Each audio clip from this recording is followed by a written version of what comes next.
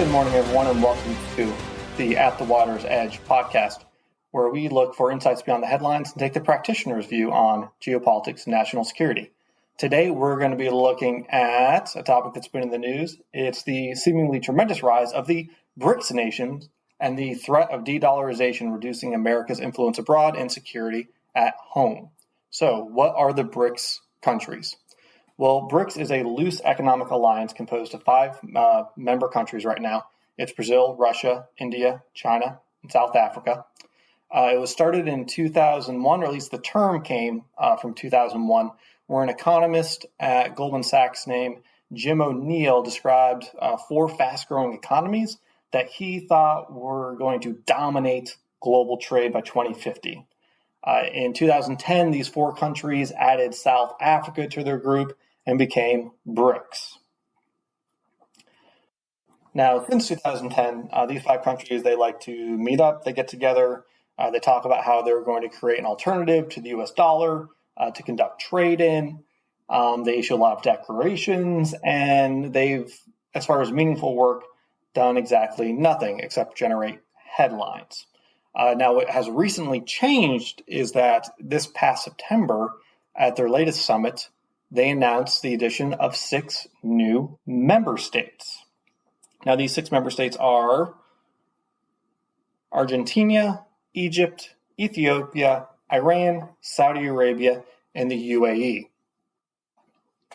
With the addition of these countries, the BRICS nations would then comprise about 30% of global gross domestic product and control about 43% of global oil production. Yikes. This has people worried. Now, the concentration over control of oil markets, that has people somewhat worried, but we've been living in global oil regime with OPEC and all that forever, so let's put that aside for now. The real threat that's emerging here that has folks scared is the possibility that these folks actually make their own currency and drastically accelerate the trend of de-dollarization. Now, what is de-dollarization and why does that matter? De-dollarization is the decrease in the use of the dollar to conduct trade and financial transactions around the globe. Now, the dollar has been the global reserve currency used everywhere since the end of World War II and the Bretton Woods Conference. Basically, every country in the world, instead of transacting back and forth in their two currencies, when they have to do transactions outside of their borders, everyone converts their currency into dollars, and then they use dollars to do the transaction, and then they convert it back when they get when the transaction is complete. It reduces the risk of fluctuations and with domestic currencies that aren't as stable, and there's a lot of reasons for it. But the huge advantage to the United States with having the dollar be the number one currency that global trade is conducted in is that everybody wants US dollars for stuff. And because of that, high global demand for dollars allows the US to borrow money at lower costs than anywhere else in the world. You want to know how we can keep spending so much? Because every time we borrow more money, everyone else gobbles it up so they can use it to trade amongst each other. We get away with borrowing in ways that no other nation in the world can do because we're the global reserve currency. And there's a huge demand for our currency abroad, so we can print lots of it and it gets gobbled up. The less dollars get used, the less we can get away with doing that. And the more it's going to cost us to borrow money, and that can drastically impact our ability to do deficit spending here at home and support domestic programs and all that stuff. You can just imagine the political turmoil that would come from actually making significant cuts to domestic spending priorities here in the States if our borrowing costs got so high we could no longer support our current level of deficit spending. And I'm not going to go into those numbers because it's going to make us all sad. But the point is, we really benefit from the dollar being the global currency for basically everything. So, it also gives us the ability to conduct unilateral sanctions on nations. If you're wondering why we can basically unilaterally say, hey, Iran, you're cut off from the global banking system, and go after like the Taliban and freeze their accounts and all this stuff that you don't really see any other nation in the world doing. It's because since every nation needs our dollars to conduct their transactions with everybody else at a meaningful level, we can just say, hey, everyone who doesn't go along with this sanction, we're cutting you off from the dollar as well. So we've got the financial gun pointed at everybody's head. And that lets us do a lot diplomatically. It gives us a lot of tools on the security side that no other nation in the world has or has ever had. So there's a lot of power, convenience at home with spending, and the ability to support our quality of life and domestic spending priorities, but also a lot of power and a lot of ability to enforce security regimes abroad that comes with the dollar being the global reserve currency. So, begs the question, could the BRICS nations actually pull this off? Well, on paper, yes, but there's a lot of caveats after that. Let's get into them. So there are two ways that the BRICS nations could go about creating an alternative currency to the US dollar. One is using an existing national currency as the new medium of exchange amongst all nations. The other is to create a brand new currency. Let's look at option number one. To use an existing national currency, one of the countries needs to have enough currency or have the willingness to produce enough currency to provide enough liquidity to the market so that everybody else can trade with it. That also means making their currency somewhat influenced by the trading practices of other nations. So they have to give up some control. The dollar does this all over the world. We float on global markets. We've been transparent and willing to do that ever since we became the global reserve currency, after World War II, and even after we left the gold standard and just floated on open markets. The only nation in BRICS that could possibly do this is China. They're the only one big enough. They're the only one with enough currency. They're roughly 20% of global domestic product. Here's the problem. The Chinese Communist Party does not allow mass export of its currency abroad. They keep 99% of the yuan in the domestic market. They do this because they manipulate their currency to keep their exports cheap. For them to use the yuan as the medium of exchange among BRICS nations, they would either have to accept the fact that they need to produce enough of it and let it float on global markets openly so that other nations can transact in it, or every other BRICS nation would just have to trust China not to do anything wild and crazy that would unilaterally devalue the currency. Now, before you say, well, Scott, doesn't the U.S. government print money like crazy? Yes, it does. But it's transparent about it. We publish what the interest rate is. Congress says what the budget is. You can see exactly what the U.S. is doing with their monetary supply at all times. It's largely independent of whatever political regime is in power. So you might look at it and say that it's foolish, but the point is you can look at it and everyone can assess it and then adjust their trade policies accordingly. You have none of that transparency with the Chinese Communist Party, and you never will, and everyone knows it.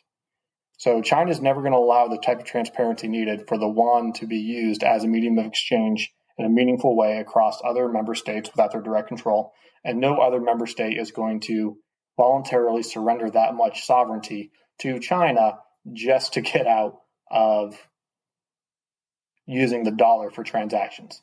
That would be idiotic. Granted, people do stupid things all the time, but that would be massively idiotic and a huge security risk.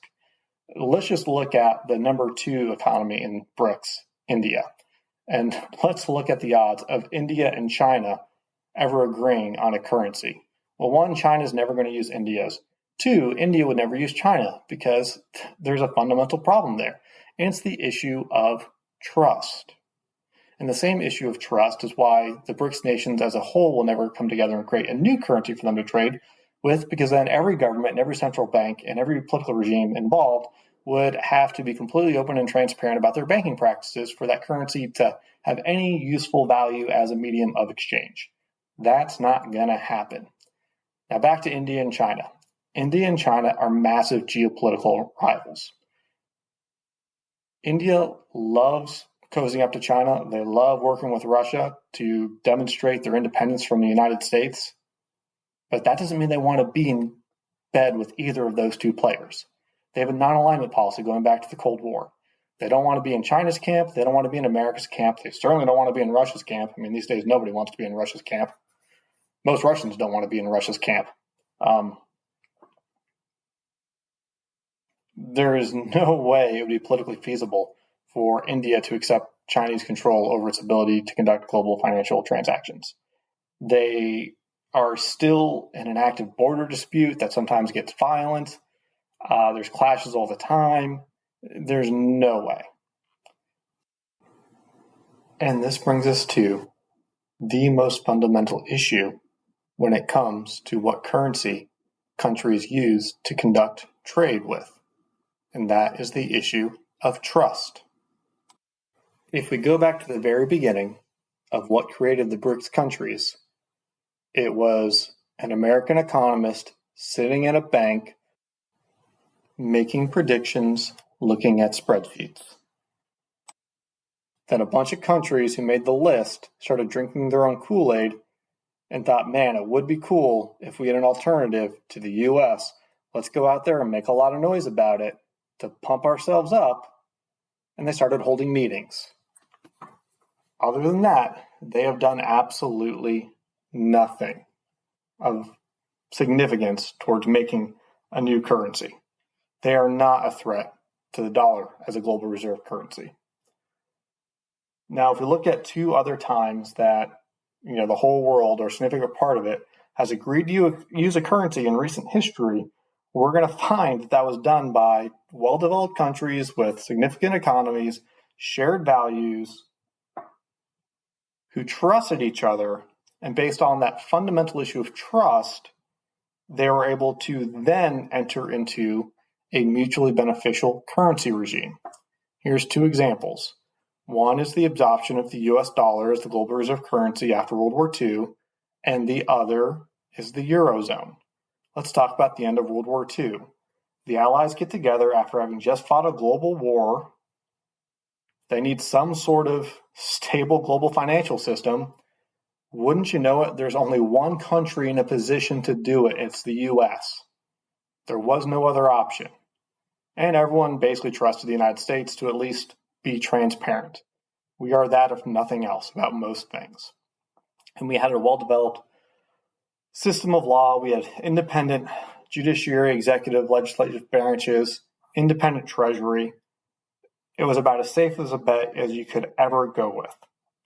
So everyone agreed to sign on to the US dollar, and the US dollar was pegged to the gold standard.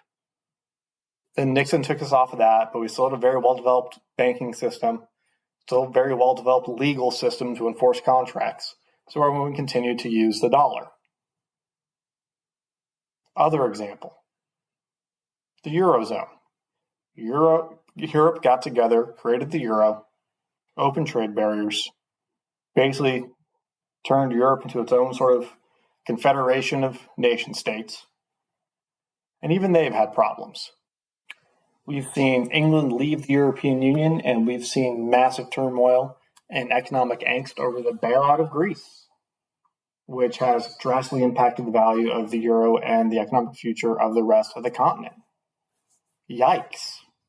Not exactly a fairy tale story. And in that situation, you have a group of nations they're geographically co-located. They all have well-developed economies and legal systems for the most part. They have transparency, and they had to surrender a bit of sovereignty to Brussels and the European Union Parliament to govern their behavior to make this work. So we see two models here.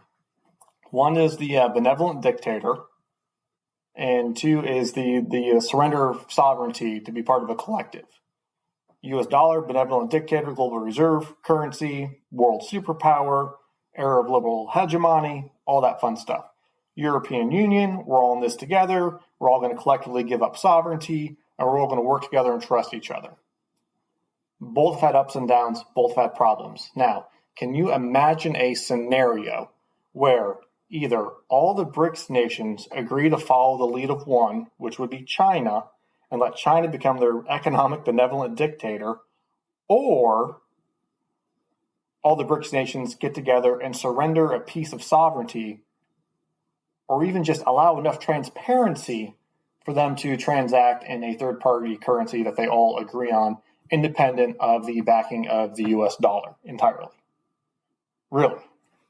We think these nations that aren't geographically co-located, that have different forms of government, I mean, you have China and India.